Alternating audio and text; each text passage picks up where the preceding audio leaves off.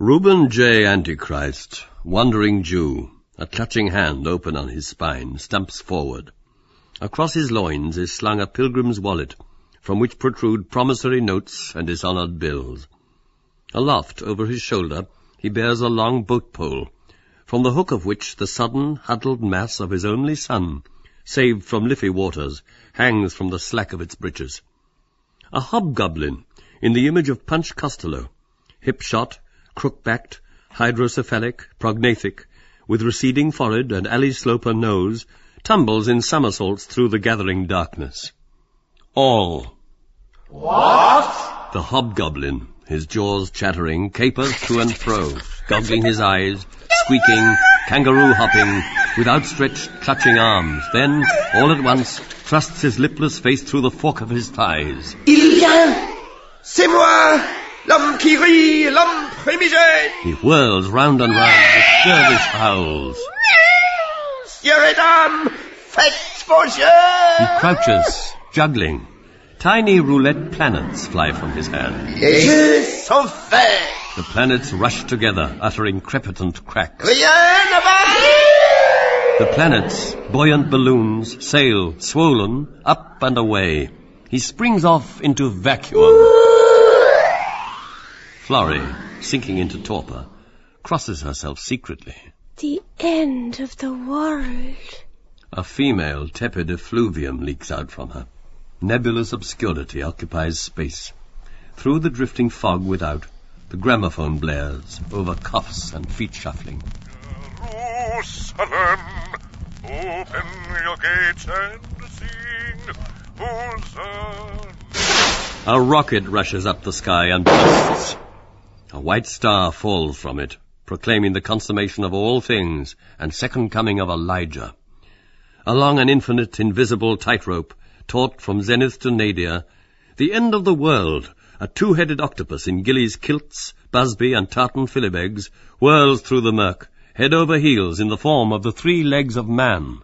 The end of the world, with a Scotch accent. Wall dance the keel, roll the keel, roll the keel, roll. Over the passing drift and choking breath coughs, Elijah's voice, harsh as a corncrake's, jars on high. Perspiring in a loose lawn surplice with funnel sleeves, he is seen, verger-faced, above a rostrum about which the banner of Old Glory is draped. He thumps the parapet. No yapping, if you please, in this booth. Jake Crane, Creole Sue, Dave Campbell, Abe Kushner, do your coughing with your mouths shut. Say I am operating all this trunk line. Boys, do it now. God's time is 12:25. Tell Mother you'll be there. Rush your order and you play a slick ace. Join on right here, but through to Eternity Junction, the non-stop run. Just one word more. Are you a god or a doggone clod? If the second advent came to Coney Island, are we ready? Florrie Christ, Stephen Christ, Zoe Christ, Bloom Christ, Kitty Christ, Lynch Christ. It's up to you to sense that cosmic force. Have we cold feet about the cosmos? No. Be on the side of the angels. Be a prism. You have that something within. The higher self. You can rub shoulders with a Jesus, a Gautama, an Ingersoll. Are you all in this vibration? I say you are! You once nobbled that congregation, and a buck joyride to heaven becomes a back number. You got me? It's a life brightener, sure. The hottest stuff ever was. It's the whole pie with jam in. It's just the cutest, snappiest line out. It is immense, super sumptuous. It restores. It vibrates. I know, and I am some vibrator. Joking apart and getting down to bedrock, A.J. Christ, Dowie, and the harmonial philosophy, have you got that? Okay, 77 West 69th Street. Got me? That's it. You call me up by sun phone any old time. Bamboozers, save your stamps. He shouts. Now then, our glory song! All join heartily in the singing. Encore! He sings. Jerusalem! The gramophone drowning his voice. Jerusalem, in your high. The disc rasps gratingly against the needle. The three whores, covering their ears, squawk. Elijah, in rolled-up shirt sleeves, black in the face, shouts at the top of his voice, his arms uplifted. Big brother up there, Mr. President! You hear what I done just been saying to you? Certainly I sort of believe strong in you, Mr. President. I certainly am thinking now Miss Higgins and Miss Ricketts got religion way inside them. Certainly seems to me I don't never see no worse a scared female than the way you been, Miss Florrie, just now as I done seed you. Mr. President, you come long and help me save our sisters dear. He winks at his audience. Our Mr. President, he twigged the whole lot, and he ain't saying nothing. Kitty Kate. I forgot myself. In a weak moment I erred and did what I did on Constitution Hill. I was confirmed by the bishop. My mother's sister married a Montmorency. It was a working plumber was my ruination when I was pure. Zoe Fanny. I'll let him larrup it into me for the fun of it. Florrie Teresa. It was in consequence of a port wine beverage on top of Hennessy's 3 stars. I was guilty with wheeling when I slipped into the bed. Stephen. In the beginning was the Word, in the end the world without end. Blessed be the 8 Beatitudes. The Beatitudes, Dixon, Madden, Crothers, Costello, Lenihan, Bannon, Mulligan and Lynch, in white surgical students' gowns, 4 abreast, goose-stepping, tramp fast past in noisy marching. The Beatitudes, incoherently. Beer, beef, battle out, Bible, wisdom, Barnum, bugger, bishop. Lister, in Quaker grey knee breeches and broad-brimmed hat, says discreetly, He is our friend. I need not mention names. Seek thou the light. He corantos by. Best enters in hairdresser attire, shinily laundered, his locks in curl papers. He leads John Eglinton, who wears a mandarin's kimono of nankeen yellow, lizard-lettered, and a high pagoda hat. Best, smiling, lifts the hat and displays a shaven poll, from the crown of which bristles a pigtail toupee, tied with an orange topknot. I was just beautifying him, don't you know? A thing of beauty, don't you know? Yeats says, Keats says. John Eglinton produces a green-capped dark lantern and flashes it towards a corner, with carping accent. Aesthetics and cosmetics are for the boudoir. I am out for truth, plain truth for a plain man. Tandragee wants the facts and means to get them. In the cone of the searchlight behind the coal scuttle, olive, holy-eyed, the bearded figure of Manannán mac Lir broods, chin on knees. He rises slowly. A cold sea wind blows from his druid mantle. About his head writhe eels and elvers. He is encrusted with weeds and shells. His right hand holds a bicycle pump. His left hand grasps a huge crayfish by its 2 talons. Manannán mac Lir, with a voice of waves.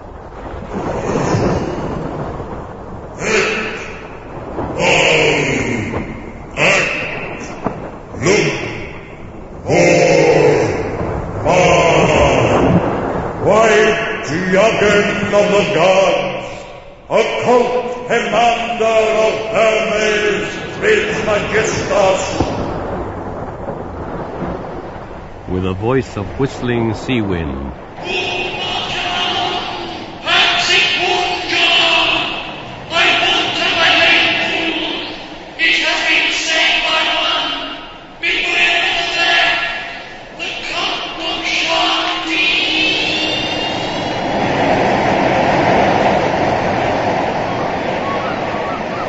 With a cry of storm birds.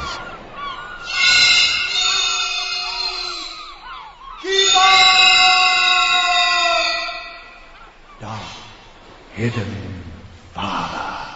He smites with his bicycle pump the crayfish in his left hand. On its cooperative dial glow the 12 signs of the zodiac. He wails with the vehemence of the ocean. Bone! Pigeon! I am the light of the homestead. I am the dreamery, creamery butter. A skeleton Judas hand strangles the light. The green light wanes to mauve. The gas jet wails, whistling. The gas jet. Zoe runs to the chandelier and, crooking her leg, adjusts the mantle. Who is a fag, as I'm here? Lynch, tossing a cigarette onto the table. Here. Zoe, her head perched aside in mock pride. Is that the way to hand a port to a lady? She stretches up to light the cigarette over the flame, twirling it slowly, showing the brown tufts of her armpits. Lynch, with his poker, lifts boldly a side of her slip. Bare from her garters up, her flesh appears under the sapphire, a Nixie's green. She puffs calmly at her cigarette. Can you see the beauty spot of my behind? I'm not looking. Zoe makes sheep's eyes. No, you wouldn't do a less thing. Would you suck a lemon? Squinting in mock shame, she glances with sidelong meaning at Bloom, then twists round towards him, pulling her slip free of the poker. Blue fluid again flows over her flesh. Bloom stands, smiling desirously, twirling his thumbs. Kitty Ricketts licks her middle finger with her spittle, and gazing in the mirror smooths both eyebrows. Lipoti Virag, basilicogrammate, shoots rapidly down through the chimney flue, and struts 2 steps to the left on gawky pink stilts. He is sausaged into several overcoats, and wears a brown mackintosh under which he holds a roll of parchment. In his left eye flashes the monocle of Cashel Boyle O'Connor Fitzmaurice Tisdall Farrell. On his head is perched an Egyptian pshent. 2 quills project over his ears. Virag, heels together, bows. My name is Virag Lipoti of Jombatal. He coughs thoughtfully, dryly. Promiscuous nakedness is much in evidence hereabouts, eh? Inadvertently, her back view revealed the fact that she is not wearing those rather intimate garments of which you are a particular devotee. The injection mark on the thigh, I hope you perceived. Good? Grandpapachi. But number 2, on the other hand, she of the cherry rouge and coiffeur's white, whose hair owes not a little to our tribal elixir of gopher wood, is in walking costume and tightly stayed by her sit, I should opine. Backbone in the front, so to say. Correct me, but I always understood that the act so performed by skittish humans with glimpses of lingerie appealed to you in virtue of its exhibitionist aestheticity. In a word, hippogriff. Am I right? She is rather lean. Virag, not unpleasantly. Absolutely. Well observed. And those pannier pockets of the skirt and slightly peg-top effect are devised to suggest bunchiness of hip. A new purchase at some monster sale for which a gull has been mulcted. Meretricious finery to deceive the eye. Observe the attention to details of dust specks. And never put on you tomorrow what you can wear today. Parallax. With a nervous twitch of his head. Did you hear my brain go snap? Polysyllabax. Bloom, an elbow resting in a hand, a forefinger against his cheek. She seems sad. Virag, cynically, his weasel teeth bared yellow, draws down his left eye with a finger and barks hoarsely. Hoax! Beware of the flapper on bogus mournful. Lily of the alley. All possess bachelors buttoned as covered by rolled as Columbus. Tumble her? Columble her? Chameleon? More genially. Well then, permit me to draw your attention to item number 3. There is plenty of her visible to the naked eye. Observe the mass of oxygenated vegetable matter on her skull. What ho, she bumps! The ugly duckling of the party, long casted and deep in keel. Bloom, regretfully. When you come out without your gun. We can do you all brands, mild, medium and strong. Pay your money, take your choice. How happy could you be with either? With? Virag, his tongue up-curling. Yum. Look, her beam is broad. She is coated with quite a considerable layer of fat. Obviously mammal in weight of bosom, you remark that she has in front, well to the fore, 2 protuberances of very respectable dimensions, inclined to fall in the noonday soup plate, while on her rear, lower down, are 2 additional protuberances, suggestive of potent rectum and tumescent for palpation, which leave nothing to be desired save compactness. Such fleshy parts are the product of careful nurture. When coop-fattened, their livers reach an elephantine size. Pellets of new bread, with fenugreek and gum benjamin swamped down by potions of green tea, endow them during their brief existence with natural pincushions of quite colossal blubber. That suits your book, eh? Flesh hot pots of Egypt to hanker after? Wallow in it, lycopodium. His throat twitches. Slap bang! There he goes again. The sty I dislike. Virag arches his eyebrows. Contact with a gold ring, they say. Argumentum ad feminam, as we said in old Rome and ancient Greece, in the consulship of Diplodocus and Ichthyosaurus. For the rest, Eve's sovereign remedy. Not for sale, hire only, Huguenot. He twitches. It is a funny sound. He coughs encouragingly. But possibly it is only a vaught. I presume you shall have remembered what I will have taught you on that head. Wheaten meal with honey and nutmeg. Bloom, reflecting. Wheaten meal with lycopodium and syllabex. This searching ordeal, it has been an unusually fatiguing day. Chapter of accidents. Wait, I mean, what's blood spreads what, you said? Virag, severely, his nose hard-humped, his side eye winking. Stop twirling your thumbs and have a good old thunk. See, you have forgotten. Exercise your mnemotechnic. La causa è santa. Ta-ra, ta-ra. Aside. He will surely remember. Rosemary also, did I understand you to say, or willpower over parasitic tissues? Then nay, no, I have an inkling. The touch of a dead hand cures. Nemo? Virag excitedly. I say so. In so, technic. He taps his parchment roll energetically. This book tells you how to act with all descriptive particulars. Consult index for agitated fear of aconite, melancholy of muriatic, priapic pulsatilla. Virag is going to talk about amputation. Our old friend Caustic, they must be starved. Snip off with horsehair under the denned neck. But to change the venue to the Bulgar and the Basque, have you made up your mind whether you like or dislike women in male habiliments? With a dry snigger. You intend to devote an entire year to the study of the religious problem and the summer months of 1882 to square the circle and win that million. Pomegranate. From the sublime to the ridiculous is but a step. Pyjamas, let us say, or stockinette gusseted knickers closed.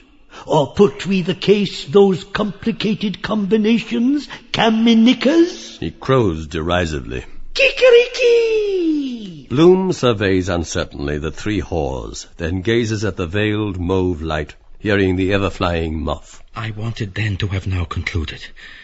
Night dress was never. Hence this. But tomorrow is a new day will be. Past was, is today. What now is will, then tomorrow as now was, be past yester. Virag prompts into his ear in a pig's whisper. Insects of the day spend their brief existence in reiterated coition, lured by the smell of the inferiorly pulchritudinous female, possessing extendified pudental verve in dorsal region. Pretty Paul! His yellow parrot beak gabbles nasally. They had a proverb in the Carpathians in or about the year 5550 of our era.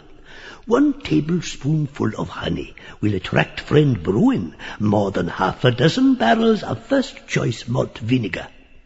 Bears buzz bothers bees. But of this apart. At another time we may resume. We were very pleased, we others. He coughs and bending his brow rubs his nose thoughtfully with a scooping hand. You shall find that these night insects follow the light, an illusion, for remember their complex, unadjustable eye. For all these knotty points, see the 17th book of my Fundamentals of Sexology, or the Love Passion, which Dr. L.B. says is the book sensation of the year. Some, to example, there are again whose movements are automatic. Perceive, that is his appropriate sun. Night bird, night sun, Nighttown. Chase me, Charlie. Buzz! B. Or blue bottle too other day, butting shadow on wall, dazed self. Then me, wander dazed down shirt. Good jobber. Virag, his face impassive, laughs in a rich feminine key.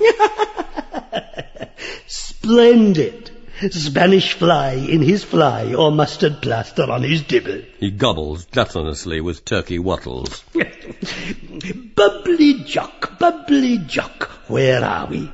Open sesame, cometh forth. He unrolls his parchment rapidly and reads, his glowworm's nose running backwards over the letters, which he claws. Day, good friend, I bring thee thy answer. Red Bank oysters will shortly be upon us. I'm the best o' cook. Those succulent bivalves may help us, and the truffles of Perigord, tubers dislodged through Mr. Omnivorous Porker, were unsurpassed in cases of nervous debility or viragitis. Though they stink, yet they sting. He wags head with cackling raillery. Jocular, with my eyeglass in my ocular. Bloom, absently. Ocularly, woman's bivalve case is worse. Always open sesame. The cloven sex. Why they fear vermin, creeping things. Yet Eve and the serpent contradict. Not a historical fact. Obvious analogy to my idea. Serpents, too, are gluttons for woman's milk. Wind their way through miles of omnivorous forest to suck succulent her breast dry. Like those bubbly jocular Roman matrons one reads of in Elephantiliasis. Virag, his mouth projected in hard wrinkles, eyes stonily, forlornly closed, psalms in outlandish monotone. That the cows with their those distended udders, that they have been the known... I'm going to scream. I beg your pardon, huh? So, he repeats. Spontaneously to seek out the saurian's lair in order to entrust their teats to his avid suction. Ant milks aphis. Profoundly. Instinct rules the world, in life, in death. Virag, head askew, arches his back and hunched wing shoulders, peers at the moth out of blear, bulged eyes, points a horning claw and cries, Who's who's dear Gerald? Oh, I much fear he shall be most badly burned. Will some pleash Persian not now impediment so catastrophic mit agitation of first-class table numpkin? He mews. Loss, puss. He sighs, draws back and stares sideways down, with dropping under jaw. Well, he doth rest anon. I'm a tiny thing, ever flying in the spring, round and round a ring. Long ago I was a king, now I do this kind of thing, on the wing, bing! He rushes against the mauve shade, flapping noisily. Pretty petticoats! From left upper entrance, with 2 sliding steps, Henry Flower comes forward to left front centre. He wears a dark mantle and drooping plumed sombrero. He carries a silver-stringed, inlaid dulcimer and a long-stemmed bamboo Jacob's pipe, its clay bowl fashioned as a female head. He wears dark velvet hose and silver-buckled pumps. He has the romantic saviour's face, with flowing locks, thin beard and moustache. His spindle legs and sparrow feet are those of the tenor Mario, Prince of Candia. He settles down his goffered ruffs and moistens his lips with a passage of his amorous tongue. Henry, in a low, dulcet voice, touching the strings of his guitar. There is a flower that bloometh. Virag, truculent, his jowl set, stares at the lamp. Grave Bloom regards Zoe's neck. Henry, gallant, turns with pendant dewlap to the piano. Stephen, to himself. Play with your eyes shut. Imitate Pa. Filling my belly with husks of swine. Too much of this. I will arise and go to my... Expect this is the... Steve, thou art in a parlous way. Must visit old DC or telegraph. Our interview of this morning has left on me a deep impression, though our ages will write fully tomorrow. I'm partially drunk, by the way. He touches the keys again. Minor chord comes now. Yes, not much, however. Almidano Artifoni holds out a baton roll of music with vigorous moustache work.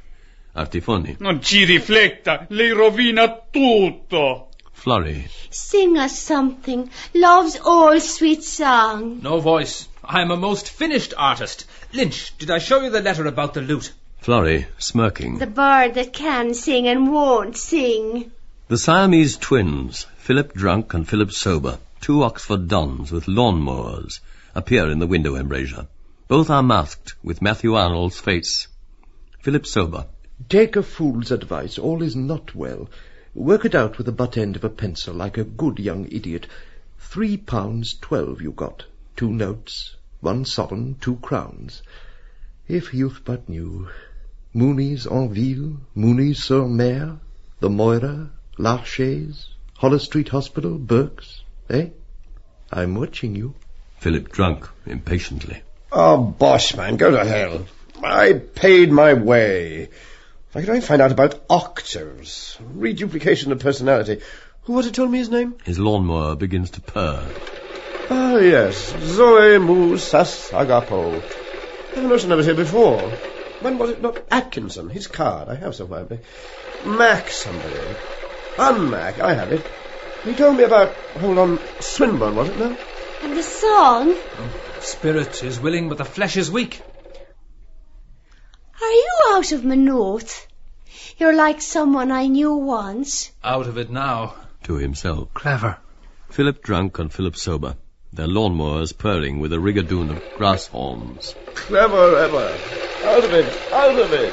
By the by, have you the book, the thing, the ash plant?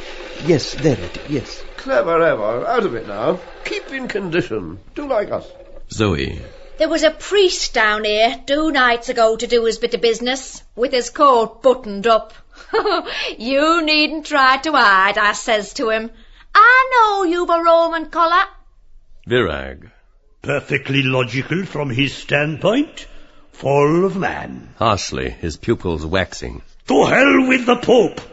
Nothing new under the sun. I am the Virag who disclosed the sex secrets of monks and maidens. Why I left the Church of Rome. Read the priest, the woman, and the confessional.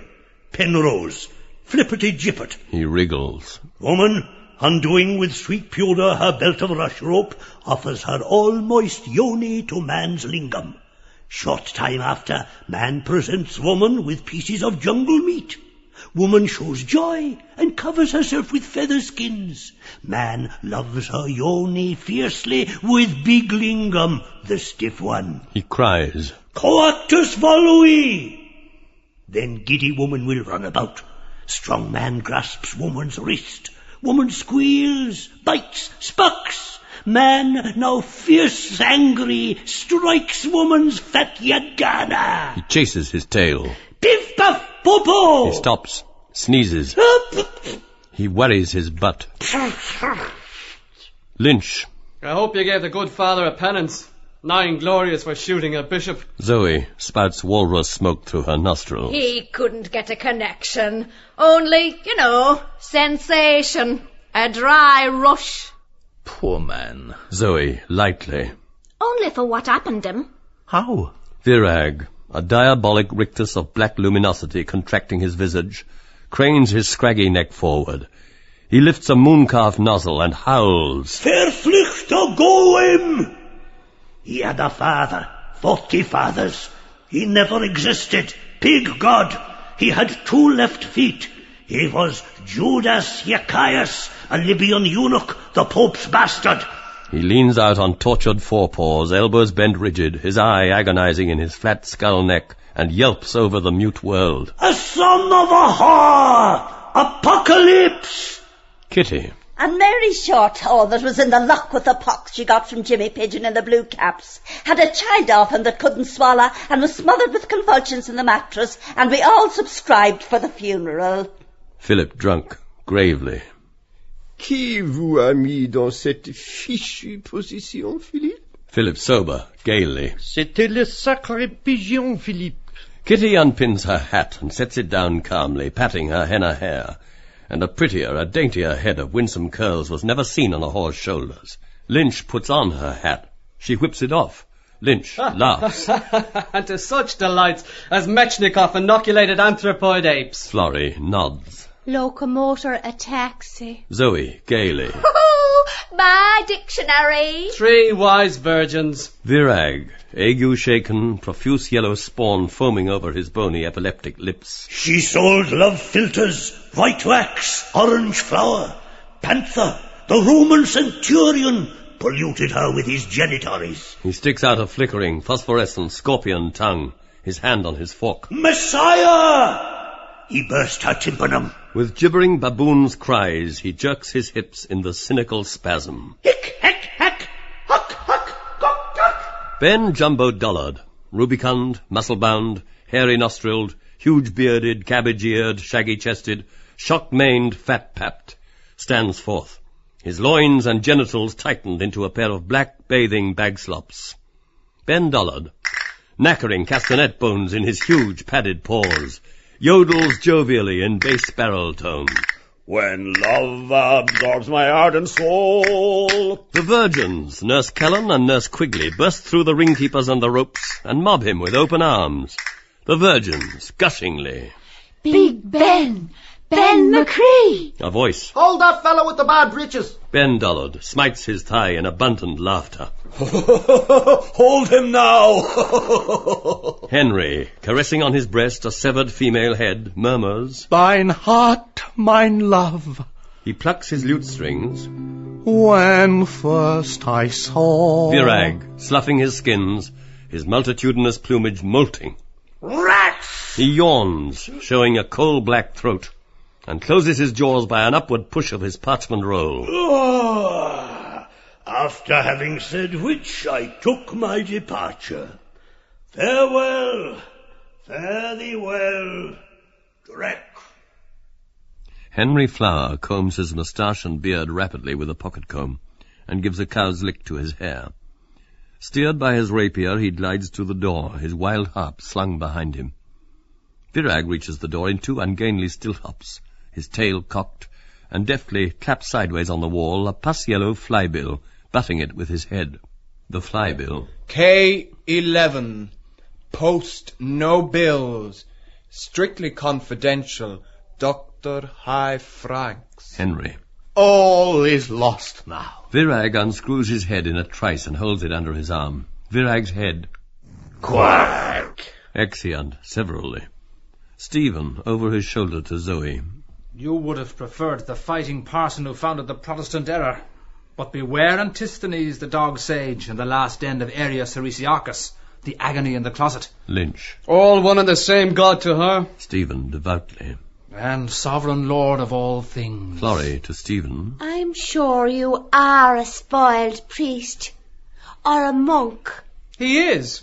A cardinal's son. Cardinal sin, monks of the screw. His Eminence Simon Stephen Cardinal Dedalus, primate of all Ireland, appears in the doorway, dressed in red soutane, sandals and socks. 7 dwarf Simeon acolytes, also in red, cardinal sins, uphold his train, peeping under it. He wears a battered silk hat sideways on his head. His thumbs are stuck in his armpits, and his palms outspread. Round his neck hangs a rosary of corks, ending on his breast in a corkscrew cross. Releasing his thumbs, he invokes grace from on high, with large wave gestures, and proclaims with bloated pomp, Conservio lies captured. He lies in the lowest dungeon with manacles and chains around his limbs, weighing upwards of 3 tons. He looks at all for a moment, his right eye closed tight, his left cheek puffed out. Then, unable to repress his merriment, he rocks to and fro, arms akimbo, and sings with broad, rollicking humour. Oh, the poor little fellow, his legs, they were yellow. He was plump, fat, and heavy, and brisk as a snake. But some bloody savage, to graze his white cabbage, he murdered Nell Flaherty's duck-loving Drake. A multitude of midges swarms over his robe. He scratches himself with crossed arms at his ribs, grimacing, and exclaims, I'm suffering the agony of the damned. By the hawky fiddle, thanks be to Jesus, those funny little chaps are not unanimous. If they were, they'd walk me off the face of the bloody globe. His head aslant, he blesses curtly with fore and middle fingers, imparts the Easter kiss, and double shuffles off comically, swaying his hat from side to side, shrinking quickly to the size of his train-bearers. The dwarf acolytes, giggling, peeping, nudging, ogling, Easter kissing, zigzag behind him.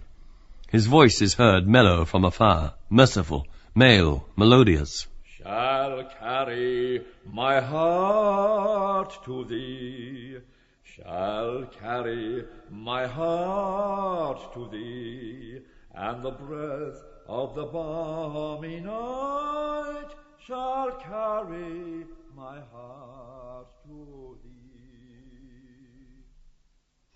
The trick door handle turns. The door handle. Zoe. The devil is in that door. A male form passes down the creaking staircase and is heard taking the waterproof and hat from the rack. Bloom starts forward involuntarily, and half closing the door as he passes, takes the chocolate from his pocket and offers it nervously to Zoe. Zoe sniffs his hair briskly. Thank you, Mother, for the rabbits. I'm very fond of what I like. Bloom, hearing a male voice in talk with the whores on the doorstep, pricks his ears. If it were he. After. Or because not.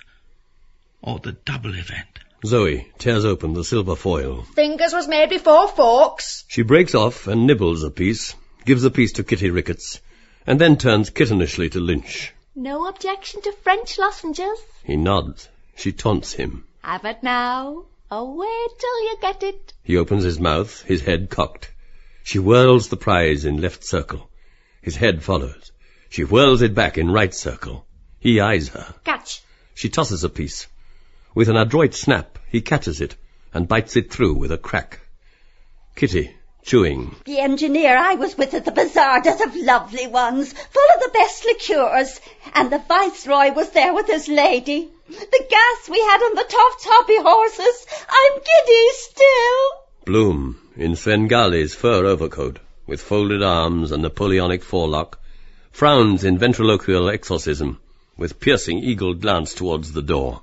Then, rigid, with left foot advanced, he makes a swift pass with impelling fingers, and gives the sign of past master, drawing his right arm downwards from his left shoulder. Go, go, go, I conjure you, whoever you are.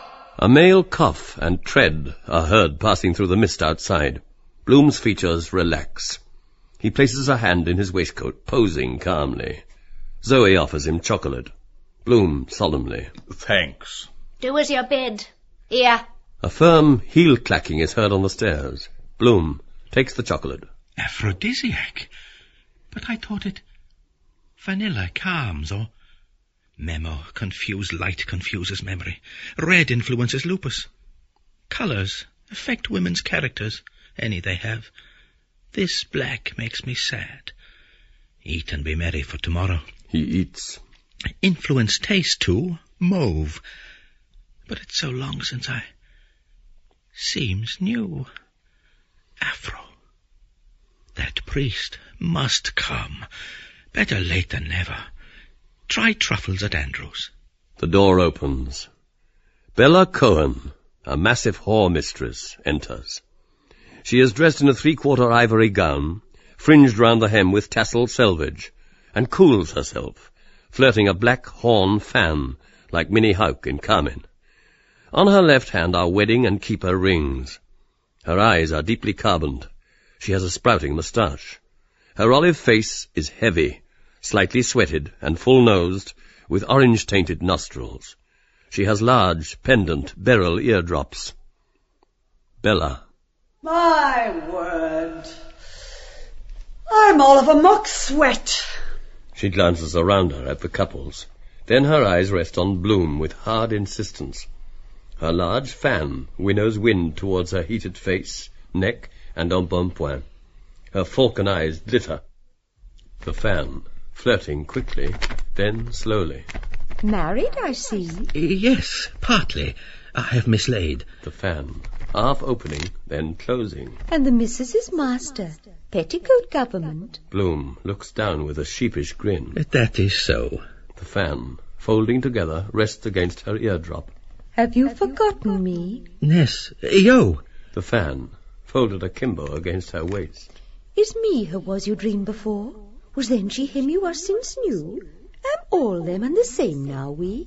Bella approaches, gently tapping with the fan. Bloom, wincing. Powerful being. In my eyes read that slumber which women love. The fan, tapping. We have met. You are mine. It is fate. Bloom, cowed. Exuberant female. Enormously I desiderate your domination. I am exhausted, abandoned, no more young. I stand, so to speak, with an unposted letter bearing the extra regulation fee before the too-late box of the General Post Office of human life. The door and window open at a right angle cause a draft of 32 feet per second according to the law of falling bodies. I have felt this instant a twinge of sciatica in my left gluteal muscle. It runs in our family. Poor dear Papa, a widower, was a regular barometer from it. He believed in animal heat. A skin of tabby lined his winter waistcoat. Near the end, remembering King David and the Sunamite, he shared his bed with Athos, faithful after death. A dog's spittle, as you probably... He winces. Ah! Richie Goulding, bag-weighted, passes the door. Mocking his catch, best value in Dub, fit for a prince's liver and kidney. The fan, tapping. All things end. Be mine now. Bloom, undecided. All now? I should not have parted with my talisman. Rain, exposure, a dewfall on the sea rocks, a peccadillo at my time of life. Every phenomenon has a natural cause. The fan points downwards slowly. You may. Bloom looks downwards and perceives her unfastened bootlace. We are observed. The fan points downwards quickly.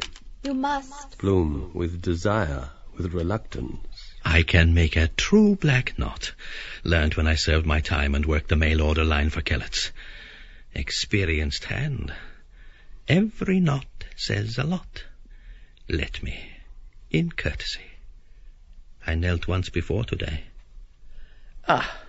Bella raises her gown slightly and, steadying her pose, lifts to the edge of a chair a plump, buskined hoof and a full pastern, silk-socked. Bloom, stiff-legged, aging, bends over her hoof, and with gentle fingers draws out and in her laces. Bloom murmurs lovingly. To be a shoe-fitter in Mansfields was my love's young dream. The darling joys of sweet button-hooking. To lace up criss-cross to knee-length the dressy kid footwear satin-lined, so incredibly small, of Clyde Road ladies. Even their wax model Raymond I visited daily to admire her cobweb hose and stick of rhubarb toe, as worn in Paris. The hoof. Smell my hot goat hide. Feel my royal weight. Bloom, cross-lacing. Too tight? If you bungle, Handy Andy, I'll kick your football for you. Not to lace the wrong eyelet as I did the night of the bazaar dance. Bad luck. Nook in the wrong tash of her. Person you mentioned that night she met. Now. He knots the lace. Bella places her foot on the floor. Bloom raises his head. Her heavy face, her eyes, strike him in mid-brow. His eyes grow dull, darker, and pouched. His nose thickens. Bloom mumbles. Awaiting your further orders, we remain, gentlemen. Bello, with a hard basilisk stare in a baritone voice. Hound of dishonour. Bloom, infatuated. Empress. Bello, his heavy cheek chops sagging. Adorer of the adulterous rump. Bloom, plaintively. Hugeness. Dung devourer. Bloom, with sinews semiflexed. Magnificence. Down. He taps her on the shoulder with his fan. Incline feet forward. Slide left foot 1 pace back. You will fall. You are falling. On the hands. Down. Bloom, her eyes upturned in the sign of admiration, closing. Truffles. With a piercing epileptic cry, she sinks on all fours, grunting, snuffling, rooting at his feet, then lies, shamming dead with eyes shut tight, trembling eyelids, bowed upon the ground in the attitude of most excellent master. Bello, with bobbed hair, purple gills, fat moustache rings round his shaven mouth, in mountaineer's puttees, green silver-buttoned coat, sport shirt, and alpine hat with moorcock's feather, his hands stuck deep in his breeches pockets, places his heel on her neck and grinds it in. Feel my entire weight. Bow, bond slave, before the throne of your despot's glorious heels, so glistening in their proud erectness. Bloom, enthralled, bleats. I promise never to disobey. Bello laughs loudly. Holy smoke! You little know what's in store for you. I'm the Tartar to settle your little lot and break you in. I'll bet Kentucky cocktails all round I shame it out of you, old son. Cheat me. I dare you. If you do, tremble in anticipation of heel discipline to be inflicted in gym costume. Bloom creeps under the sofa and peers out through the fringe. Zoe, widening her slip to screen her. She's not here. Bloom, closing her eyes. She's not here. Florrie, hiding her with her gown. She didn't mean it, Mr. Bello. She'll be good, sir. Kitty. Don't be too hard on her, Mr. Bello. Sure you won't, ma'am, sir. Bello, coaxingly. Come, ducky dear. I want a word with you, darling, just to administer correction. Just a little heart-to-heart talk, sweetie. Bloom puts out her timid head. There's a good girlie now. Bello grabs her hair violently and drags her forward. I only want to correct you for your own good on a soft, safe spot. How's that tender behind? Oh, ever so gently, pet. Begin to get ready. Bloom, fainting. Don't tear my... Bello, savagely. The nose ring, the pliers, the bastinado, the hanging hook. The knout I'll make you kiss while the flutes play like the Nubian slave of old. You're in for it this time. I'll make you remember me for the balance of your natural life. His forehead veins swollen, his face congested. I shall sit on your ottoman saddleback every morning after my thumping good breakfast of Mattison's fat ham rashers and a bottle of Guinness's porter. He belches. And suck my thumping good stock exchange cigar while I read the Licensed Victualler's Gazette. Very possibly I shall have you slaughtered and skewered in my stables, and enjoy a slice of you with crisp crackling from the baking tin, basted and baked like sucking pig, with rice and lemon, or currant sauce. It will hurt you. He twists her arm. Bloom squeaks, turning turtle. Don't be cruel, nurse, don't! Bello, twisting. Another. Bloom screams. Oh, it's hell itself. Every nerve in my body aches like mad. Bello shouts. Good, by the rumping, jumping general. That's the best bit of news I heard these 6 weeks. Here, don't keep me waiting, damn you! He slaps her face. Bloom whimpers. You're after hitting me, I'll tell. Hold him down, girls, till I squat on him. Zoe. Yes, walk on him. I will. Florrie. I will. Don't be greedy. Kitty. No, me. Lend them to me. The brothel cook, Mrs. Keogh, wrinkled, grey-bearded, in a greasy bib, men's grey and green socks and brogues, flour smeared, a rolling pin stuck with raw pastry in her bare red arm and hand, appears at the door. Mrs. Keogh ferociously. Can I help? They hold and pinion Bloom. Bello squats with a grunt on Bloom's upturned face, puffing cigar smoke, nursing a fat leg. I see Keating Clay's elected chairman of the Richmond Asylum, and by the by, Guinness's preference shares are at 16 3/4. Curse me for a fool that I didn't buy that lot Craig Gardner told me about. Just my infernal luck. Curse it. And that goddamned outsider throwaway at 20-1. He quenches his cigar angrily on Bloom's ear. Where's that goddamned cursed ashtray? Bloom, goaded, buttock smothered. Oh, monsters, cruel one! Ask for that every 10 minutes. Beg, pray for it as you never prayed before. He thrusts out a figged fist and foul cigar. Here, kiss that. Both. Kiss. He throws a leg astride and, pressing with horseman's knees, calls in a hard voice. Gee up! A cock horse to Banbury Cross. I'll ride 'em for the Eclipse Stakes. He bends sideways and squeezes his mount's testicles roughly, shouting, Ho! Off we pop! I'll nurse you in proper fashion. He horse-rides cock-horse, leaping in the saddle.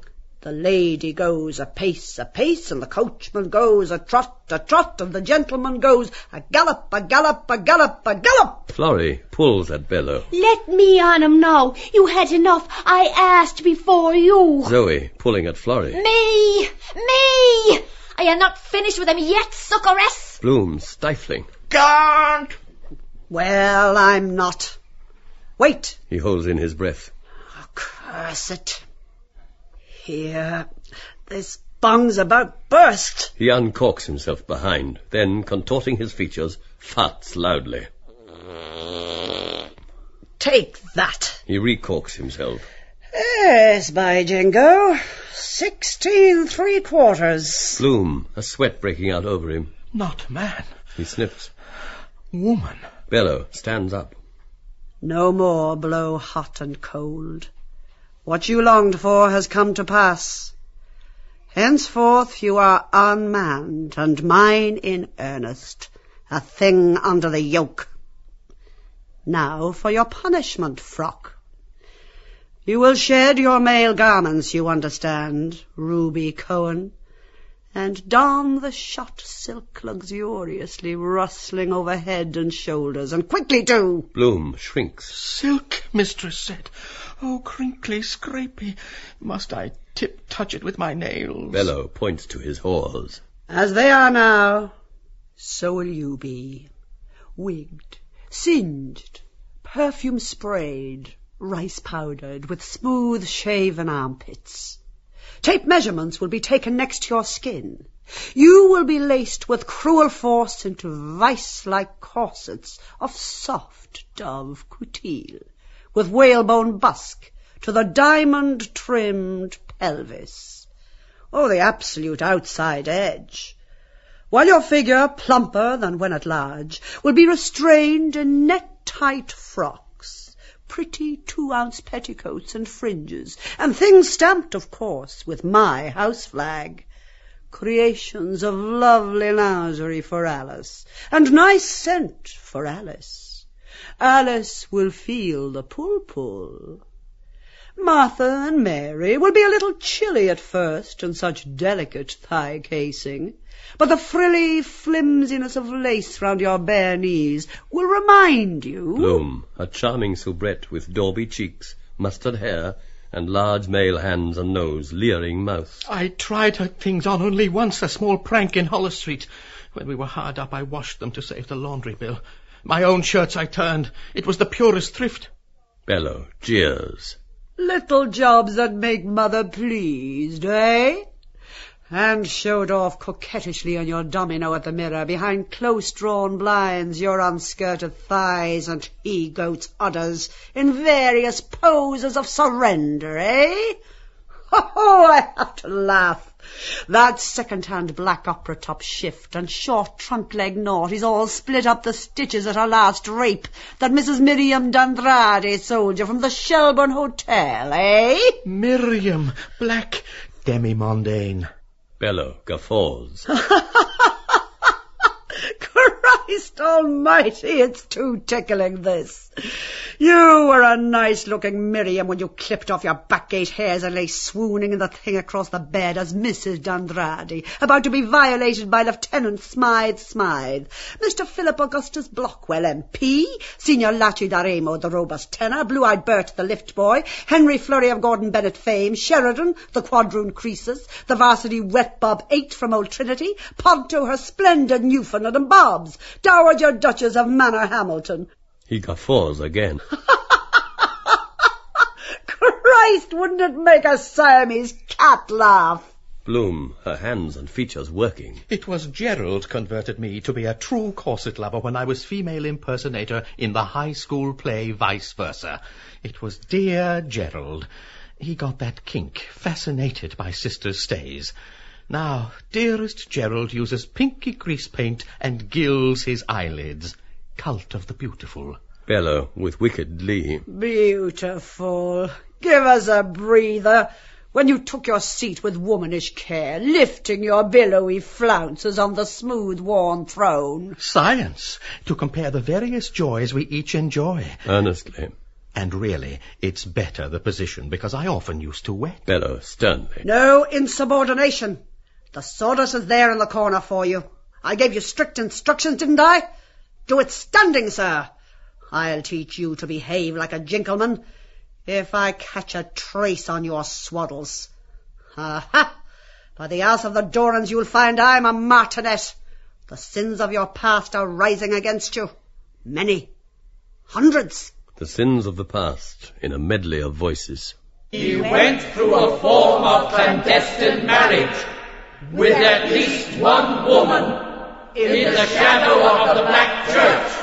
Unspeakable messages he telephoned mentally to Miss Dunn at an address in Delir Street.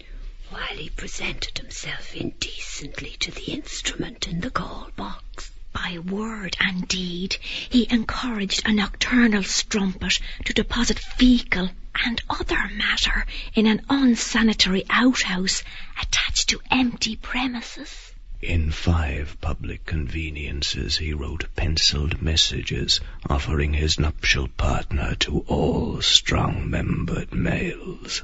And by the offensively smelling vitriol works, did he not pass night after night by loving courting couples to see if and what and how much he could say? Did he not lie in bed, gross bore, gloating over a nauseous fragment of well-used toilet paper, presented to him by a masculine harlot, stimulated by gingerbread and a postal order?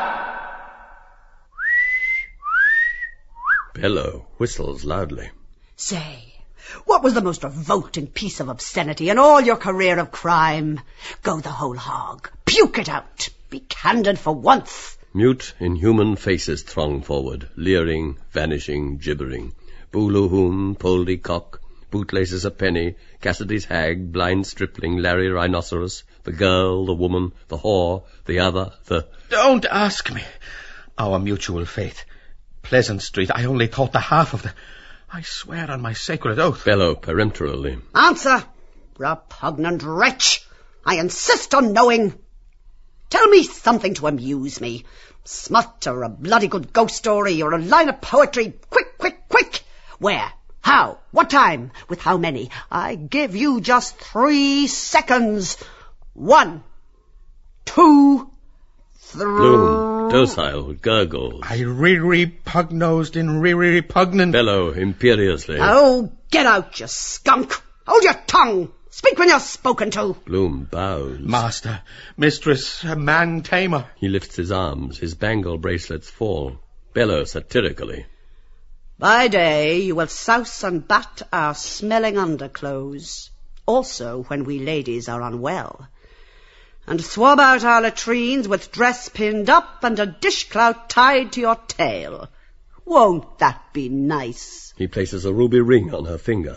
And there now, with this ring I thee own. Say thank you, mistress. Thank you, mistress. You will make the beds. Get my tub ready. Empty the piss-pots in the different rooms, including old Mrs. Keogh's the cook's. A sandy one. Aye, and rinse the 7 of them well, mind, or lap it up like champagne. Drink me piping hot. Hop! You will dance attendance, or I'll lecture you on your misdeeds, Miss Ruby, and spank your bare butt right well, miss, with the hairbrush. You'll be taught the error of your ways. At night, your well-creamed braceleted hands will wear 43 buttoned gloves, new powdered with talc, and having delicately scented fingertips. For such favours knights of old laid down their lives. He chuckles. My boys will be no end charmed to see you so ladylike. The Colonel above all.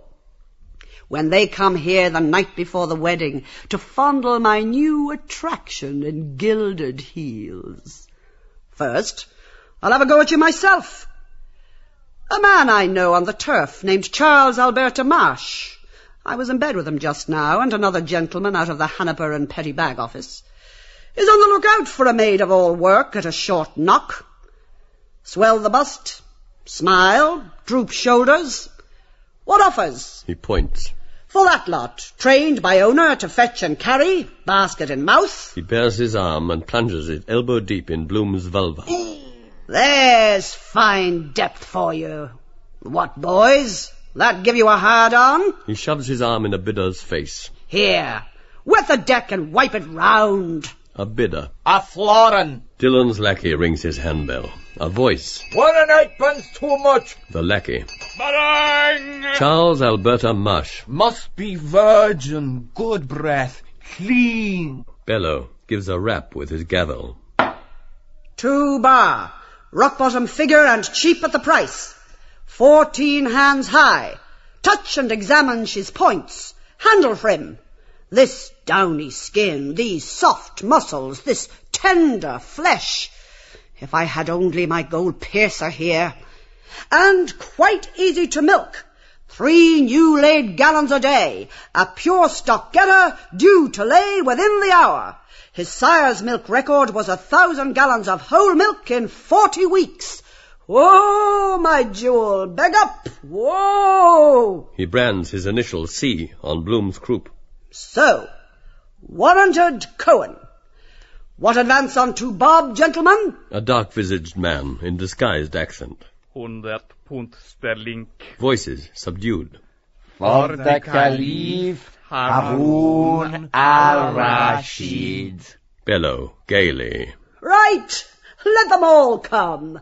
The scanty, daringly short skirt, riding up at the knee to show a peep of white pantalette, is a potent weapon, and transparent stockings, emerald-gartered, with a long, straight seam trailing up beyond the knee, appeal to the better instincts of the blasé man about town. Learn the smooth, mincing walk on 4-inch Louis XV heels, the Grecian bend with provoking croup, the thighs fluorescent, knees modestly kissing. Bring all your power of fascination to bear on them. Pander to their Gomorrahan vices. Bloom bends his blushing face into his armpit and simpers with forefinger in mouth. Oh, I know what you're hinting at now. What else are you good for, an impotent thing like you? He stoops, and peering, pokes with his fan rudely under the fat suet folds of Bloom's haunches. Up, up, Manx cat! What have we here? Where's your curly teapot gone to, or who docked it on you, cocky Ollie? Sing, birdie, sing! It's as limp as a boy of 6 doing his poolie behind a cart. Buy a bucket or sell your pump. Loudly. Can you do a man's job? Eccles Street. Bellow sarcastically. I wouldn't hurt your feelings for the world, but there's a man of brawn in possession there. The tables are turned, my gay young fellow. He is something like a full-grown outdoor man. Well for you, you muff. If you had that weapon with knobs and lumps and warts all over it, he shot as bolt, I can tell you. Foot to foot, knee to knee, belly to belly, bubs to breast. He's no eunuch. A shock of red hair he has sticking out of him behind like a furze bush. Wait for 9 months, my lad. Holy ginger, it's kicking and coughing up and down on our guts already. That makes you wild, don't it? Touches the spot. He spits in contempt. Spittoon! I was indecently treated. I informed the police. £100. Unmentionable. What if you could, lame duck? A downpour we want, not your drizzle. To drive me mad. Moll, I forgot.